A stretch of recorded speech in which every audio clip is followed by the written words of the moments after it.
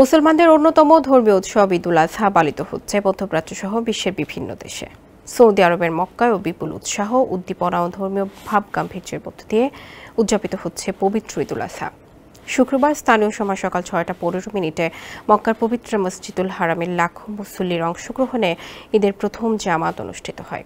মসজিদে হারামে নামাজ পড়ান প্রসিদ্ধ কারি শায়ক ডক্টর মাহের ইবনে হামাদ আল মুয়াইকিনি।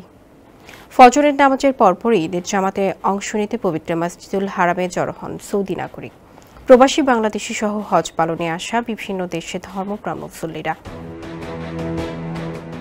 চাঁদ দেখার ভিত্তিতে সৌদি আরব, সংযুক্ত আরব আমিরাত, কাতার, ওমান সহ মধ্যপ্রাচ্যের প্রায় সব দেশে শুক্রবার ঈদ উদযাপিত হচ্ছে।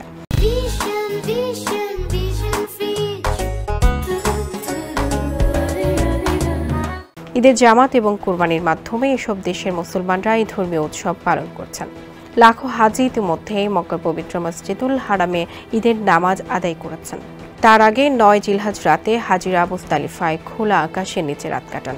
ফজরের নামাজ শেষে সূর্যোদয়ের আগেই তারা মিনার উদ্দেশ্যে যাত্রা করেন। 10 জিলহজ সকালে মুজদালিফা থেকে মিনায় পৌঁছে হাজিরা বড় জামরাতে 7টি কঙ্কর নিক্ষেপ করেন। এই আনুষ্ঠানিকতার পরই কুরবানির পশু জবাই করা হয়। এদিকে ইসরায়েলি বাহিনীর ব্যাপক কড়াকড়ির মধ্যেও জেরুজালেমে আল আকসা মসজিদ প্রাঙ্গণে পবিত্র ঈদুল আজহার নামাজ অনুষ্ঠিত হয়েছে। আল আকসা মসজিদে ঈদের নামাজের ঢল নামে মুসল্লিদের। ইসলামের তৃতীয় পবিত্র এই মসজিদটিতে নামাজ আদায়ে বিধিনিষেধ আরোপ করে রেখেছে ইসরায়েল। ব্যাপক কড়াকড়ি সত্ত্বেও শুক্রবার সকাল থেকে ধর্মপ্রাণ মুসল্লিরা আল আকসা মসজিদে সমবেত হন এবং সুশৃঙ্খলভাবে ঈদের নামাজ আদায় করেন। জড়ো হন হাজার হাজার মুসল্লি। অথচ ঈদের এই আনন্দঘন দিনে ফিলিস্তিনে মুসলমানদের মনে আনন্দের পরিবর্তে আতঙ্ক বিরাজ করছে। প্রতিনিয়ত হামলা হচ্ছে গাজা উপত্যকায়। ঈদেও কড়াকড়ি অবস্থানে ইসরায়েলি সেনারা। ঈদ উপলক্ষে যেন ইসরায়েলি হামলা আরও তীব্র হয়েছে।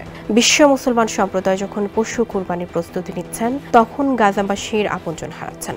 কেউ মা, কেউ বাবা, কেউ সন্তান বা কেউ বন্ধু বান্ধবের জানাজা পড়ার প্রস্তুতি নিচ্ছেন। এমন পরিস্থিতিতে ঈদ তো দূরের কথা, বরং বেঁচে থাকাই বড় চ্যালেঞ্জ হয়ে দাঁড়িয়েছে।